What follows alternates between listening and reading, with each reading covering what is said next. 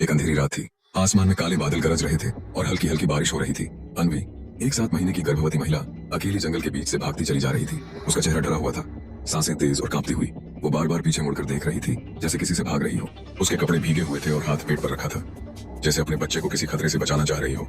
कुछ दूरी पर उसे एक पुरानी हवेली दिखाई दी, वीरान, टूटी हुई और बिल्कुल सुनसान। और इस वक्त उसके पास कोई और रास्ता नहीं था। वो दरवाजा खोलकर अंदर दाखिल हो गई। हवेली के अंदर घना अंधेरा था। हवा की सरसराहट, पुराने फर्नीचर की आवाजें और कभी कभी गिरते पानी की बूंदें सब मिलकर माहौल को और डरावना बना रही थी। अनवी एक कोने में बैठ गई और गहरी सांस ली, लेकिन तभी उसे एक धीमी सी आवाज सुनाई दी, जैसे कोई बच्चा हंस रहा हो।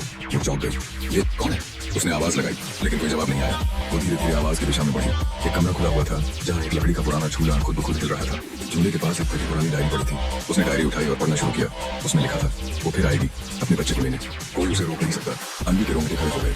उसी समय झूले के पीछे से एक साया निकला, एक औरत की परछाई, सफेद साड़ी में, लंबे खुले बाल, लेकिन चेहरा साफ नहीं दिखा। परछाई धीरे धीरे उसकी तरफ बढ़ रही थी।